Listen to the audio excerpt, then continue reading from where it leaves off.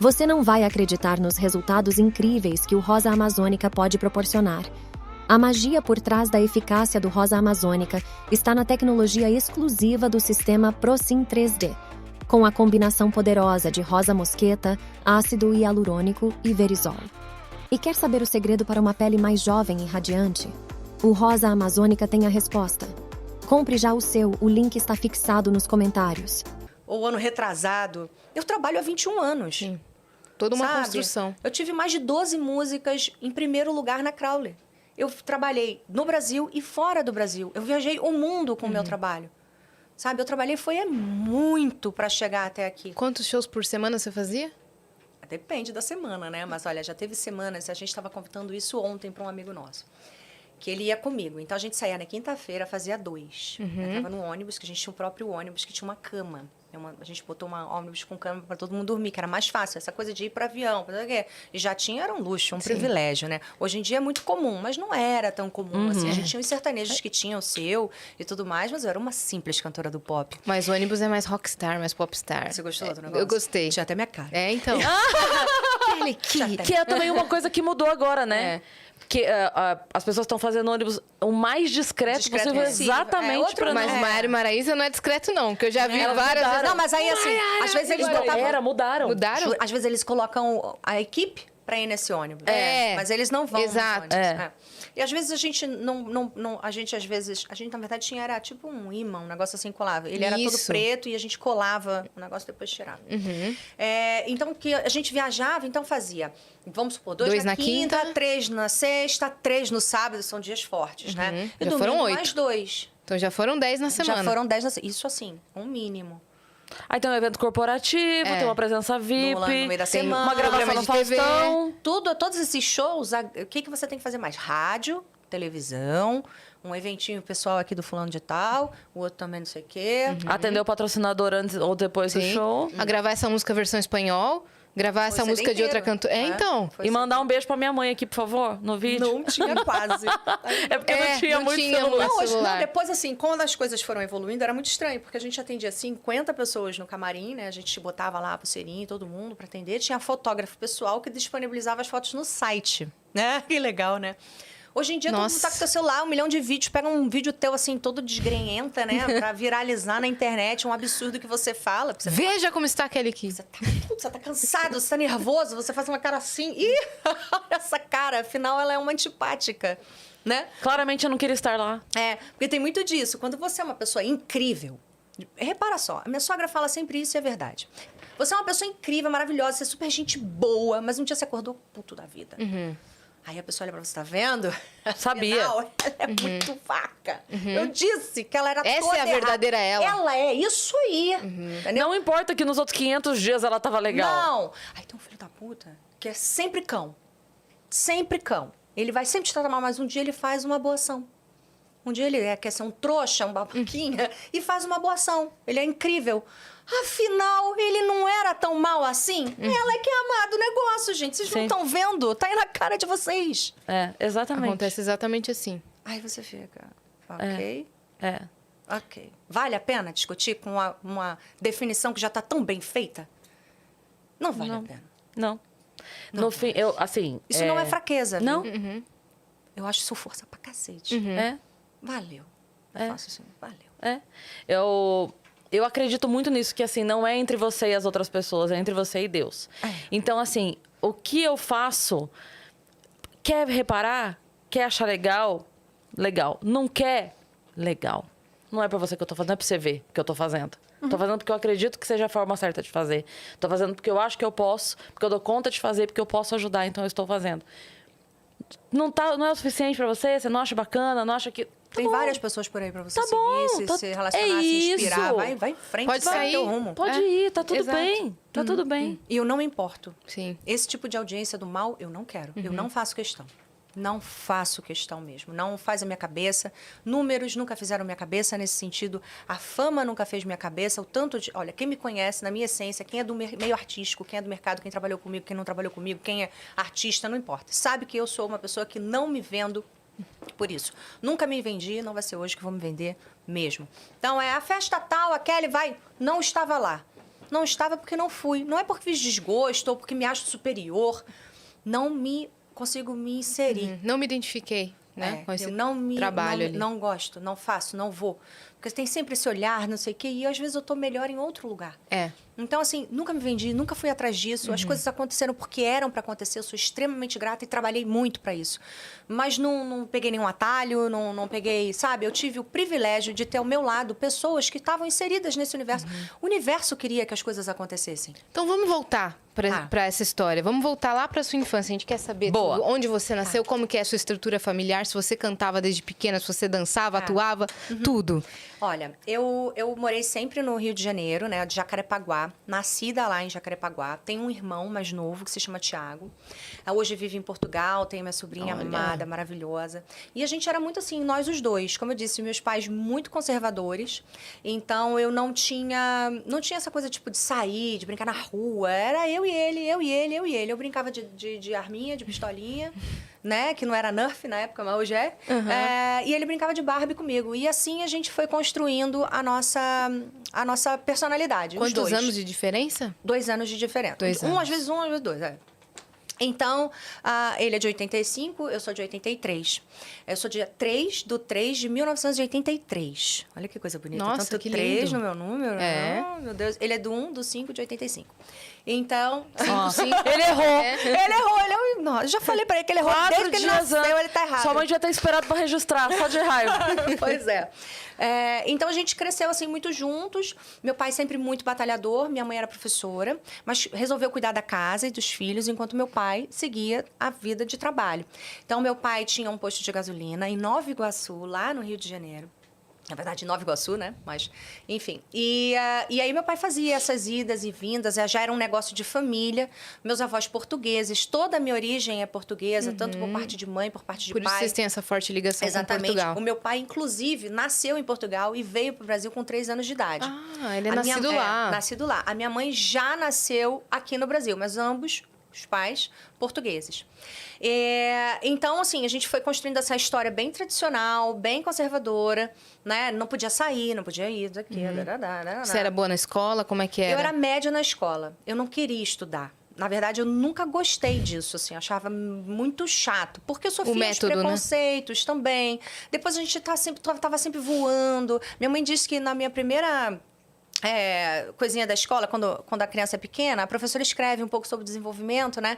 E aí, uma das primeiras coisas assim, que ela registrou foi: a Kelly é muito distraída. Passou uma mosquinha, ela ficou acompanhando a mosquinha por não sei quanto tempo. E eu lá, olhando pra mosquinha. Então, assim, eu tinha essa coisa de crise de ansiedade, de ir pra escola, de não querer ir pra escola. Mas, assim, fiz bons amigos, tenho amigas até hoje, assim, cada uma tá num canto do mundo. Acho que todas as minhas escolhas de amizade foram viver cada uma num canto. Mas a gente vai se falando, a gente mantém contato graças à internet, né? E aí eu cresci querendo ser veterinária. Sempre quis ser veterinária. Mas quando eu fiz... Mas sempre fui modelo também. Então, fazia aqueles... Uma vez um cara bateu na porta. Antigamente batia na porta para fazer a foto da Glamour Photo Studio. Não sei se vocês lembram da Glamour. Se aqui foi uma coisa que aconteceu em São Paulo, mas... Quem é da minha geração sabe que tinha Glamour, que é aquelas fotos todas bonitas, cheias de blur e tudo mais. Então, tocou, você tem uma menina nova em casa, sei o quê, vamos fazer umas fotos. Ganhei uma foto, aí você entra numa agência de modelo, as coisas vão acontecendo, aí você faz um book, faz um isso, faz um aquilo, participa de uns desfiles. E aí comecei a caminhar pelo lado artístico através dos desfiles. Você fez de fato esse caminho? Fiz mesmo. Comecei a fazer desfiles, apresentar desfiles, às vezes fazia peças, sabe? Eu sempre estive inserida. E aí, no meio dessa história, né, eu estava já completamente dentro, porque aí eu fui crescendo, acabou que a oportunidade para cantar veio antes de entrar na faculdade. Né? Porque às vezes eu cantava aqui e ali, e o meu pai sempre dizia assim: canta aí, canta ali, não sei o quê. O sonho do meu avô era isso, meu avô quis ser cantor. Sabe? Então, quando ele viu essa oportunidade minha cantando, uma vez num Natal em casa, a gente estava com uma pessoa importante da Sony, o Dalmo Belotti, até que hoje é padrinho da minha filha. E o Dalmo levou o violão, a gente começou a cantar. Ele, nossa, você tem uma voz tão legal, tão doce. E eu, cheia de medo, né? Nunca achei isso e tal.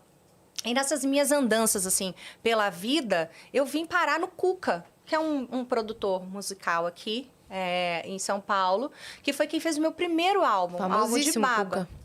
Muito. E aí o Cuca tava fazendo o álbum do Latino naquela época e eu tava acompanhando ele no estúdio. E aí não tinha ninguém pra botar backing vocal. Aí ele, ela pode botar, ela sabe cantar, ela é afinadinha. E aí eu falei, Cuca, então vai aí no teclado, e era assim que a gente cantava nisso, bota no teclado aí pra eu seguir a tua nota. E eu fiz o coro daquele álbum. E aí ali ele falou assim, Kelly, tive uma ideia. Olha isso aqui. Aí ele pegou lá, o Cuca era sempre muito à frente do seu tempo, né? Começou a pegar um monte de CDs, um monte de coisas, músicas e bases que ele já tinha preparadas para poder mostrar para mim e falar se eu me identificava com aquilo. Porque Isso a gente em que ano? Em 2000. 2000. Foi antes da Suzana nascer. Foi em 1999. Tá. Foi antes da Suzana nascer. Eu não tinha Suzana ainda, quando isso aconteceu. Foi em 99. E aí, eu me dei... Óbvio que eu achei aquilo o máximo, né? Lindo, maravilhoso. Que a Britney tava em ascensão, tava vindo com tudo. A gente tinha, assim, alguns grupos acontecendo de meninos e tudo mais. E era um movimento que o Brasil ainda tinha uma certa carência. A gente tinha muitas pessoas legais. Tipo, a gente tinha Sandy, tinha Júnior, tinha todo mundo, assim, borbulhando. Mas foi uma fase...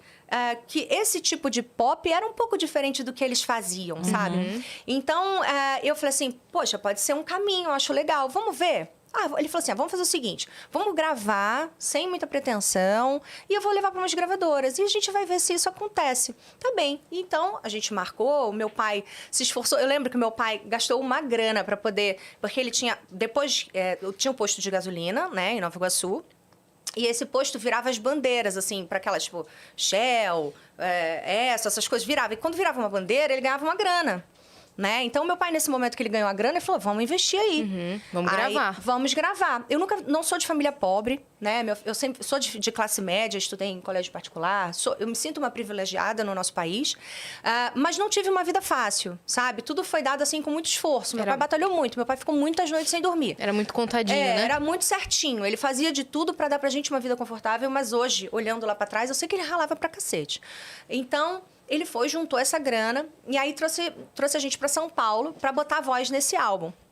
Tem todo um processo, né? Até botar a voz nesse álbum de criação de música, né? Que eu tive amigos meus que fizeram parte, o Andinho foi uma peça muito importante para mim na composição e tudo mais, porque cria, né? Constrói uma história, conta uma história. E isso é muito importante dentro da música.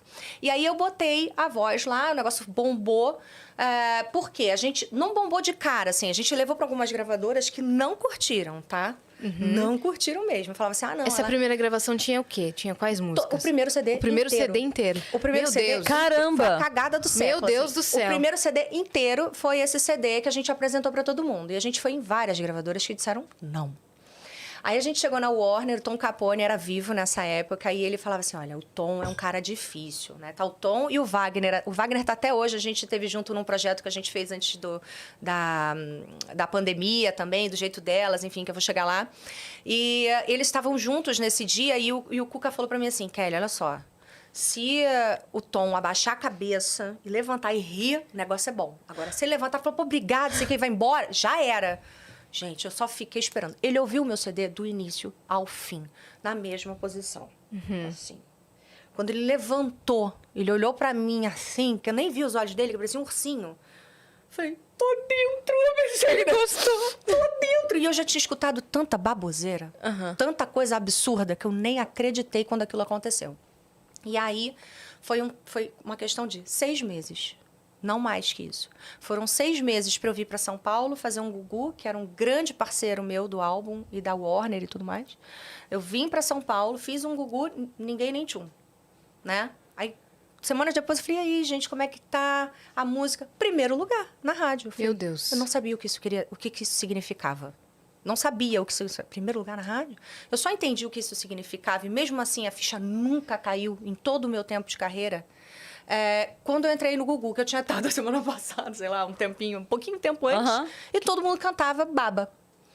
Aí que eu falei, meu Deus, que legal! E eu digo, a maior experiência que um artista pode ter é essa.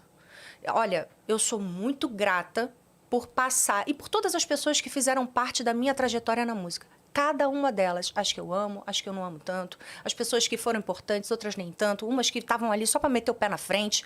Todas elas eu sou extremamente grata de todo o meu coração por poder vivenciar essa experiência. Porque foi a maior e mais incrível experiência da minha vida. Você subir num palco onde todo mundo canta a sua música e você tem... Isso alimenta a nossa alma. É o que vicia. A música é o show que me vicia. O show faz falta. Não quero viver essa loucura mais. Não tenho mais disponibilidade para isso. Não tenho timing para isso. Não tenho mesmo. Mas sou feliz e grata por poder ter tido essa oportunidade, sabe? E foi assim por muitos anos. Foram mais de 10 anos que eu me sacrifiquei para que as coisas continuassem dando certo, né? Porque aí depois tem os trancos, os barrancos, o vai, o não vai, o é para a esquerda, é para a direita, enfim. Mas, assim, continuei vivendo na casa dos meus pais e foi uma escolha, porque como eu tive a Suzana em seguida, eu gravei o álbum e a Suzana nasceu. Certo. A gente deu esse tempinho aí de nascimento. Uns meses depois, eu lancei a primeira música que não foi Baba, foi Escondido, só no Rio de Janeiro. E depois, em seguida, a gente veio com Baba, porque a gente já tinha mais... já tinha cara, né? Já tinha que mostrar para algumas televisões e tudo mais. O Gugu foi um grande parceiro nessa época. E aí, a gente já teve mais expressão. Toda a sua identidade visual, ela foi pensada ou era algo que já era seu? Não, foi tudo meu. Não tinha nada... Isso não existia, não. Acho que não existe ainda, o modo de se vestir, cores, jeito que você usava o cabelo... Que era seu mesmo. Às vezes eu passava do ponto, aí a gravadora vinha, me puxava a orelha, mas me puxava a orelha mesmo. Não é puxar uma orelha sutil, não. Você tá louca? É nesse nível, sabe? Tinha umas pessoas que trabalhavam ali na Warner que me massacraram muito. Já ouvi muito absurdo, assim. E tem essas pessoas bem gravadas na minha cabeça. Não tenho rancor, já tive com elas depois, já falamos e rimos sobre isso. Mas poderia ter sido mais sutil, né? Poderia ter sido mais leve. Nos tempos de hoje era cadeia. Sério, o negócio não ia ser... O buraco ia ser muito mais embaixo, sabe? Porque já ouvi muito absurdo. Inclusive de chegar num programa de televisão...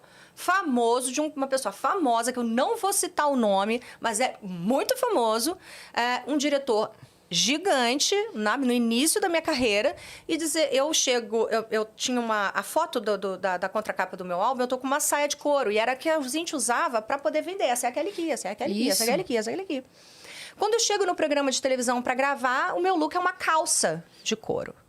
Não, ela só entra se for de saia. Eu falei, meu primo trabalhava comigo na época, Fábio. E o Fábio disse assim, o quê?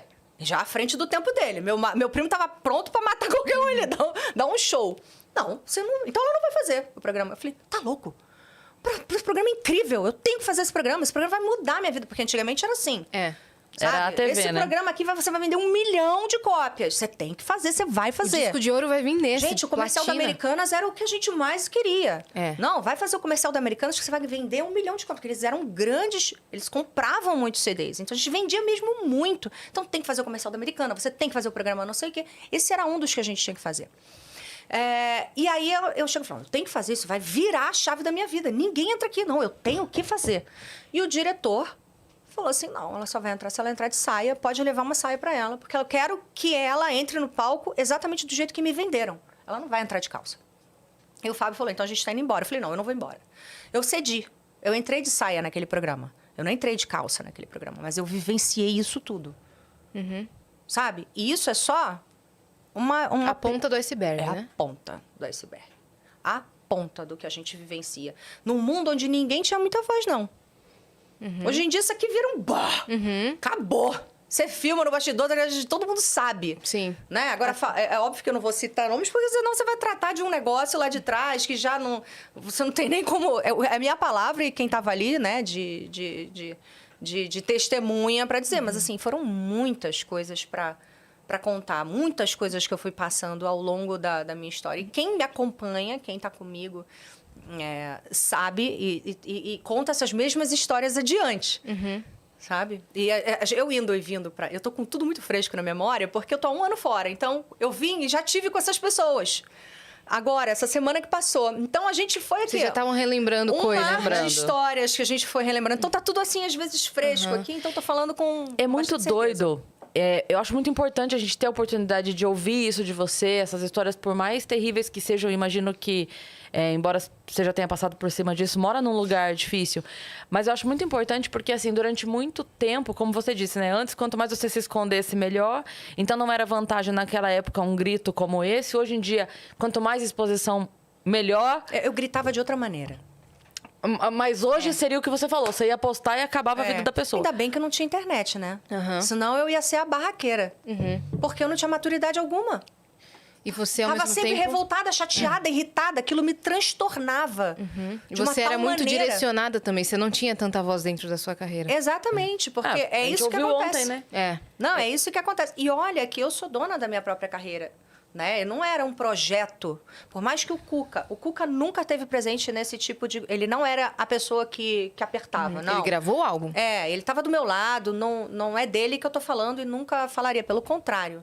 Ele sempre foi um cara que queria essa liberdade, sempre foi uma peça fundamental na minha carreira, produziu os outros CDs também, me ajudou muito na construção da minha história, do discurso e tudo mais. Ele foi extremamente importante. Mas ele também vivenciou isso comigo. A gente também tomava essas porradas. Era difícil. Ele me protegia de muitas coisas também. Sabe? Que eu tenho certeza que ele não passava pra mim. Hoje eu vejo dessa maneira. Né? Porque isso é importante. Porque senão você não consegue nem entrar e tá com uma cara boa. Sim. Né? Então, hoje eu acho que se eu tivesse a rede social na minha mão há um tempo atrás, jovem, louca pra explodir, pra falar... Como assim? Eu ia ser essas meninas aí que não tem papai na língua. Mas aí a gente se estrepa. Gente, eu tô aqui pra entrar num programa de TV e eles estão dizendo que eu só vou entrar se eu tiver de mini saia. Você Você tá entendendo? Nossa! Você tá entendendo? Mas aí, às vezes, na raiva, no momento, você usa a palavra errada. Você se coloca de forma errada. E você acaba se queimando, mesmo estando certo. E aí o outro cara é preparado, ele é estruturado. Tá numa redoma, né? Vai ter o assessor de imprensa que vai fazer uma carta de comunicação, não sei o quê. E você foi ali, meteu a cara a tapa, se estrepou toda, sabe? Todo mundo foi contra você, já teve pré-julgamento. Aí o que você construiu na história na cabeça do João, você não desconstrói mais. Eu falei certo? Desconstrói. Desconstrói mais. Você construiu. O João pensou aquilo, é aquilo. Tá? Acabou. O João vai morrer pensando aquilo de você. E você, muito embora sabendo que não era uma situação certa, falou, eu vou ceder dessa vez. Isso nunca... Não... Ele vai me usar, eu vou usá-lo. Sim. Tá. Porque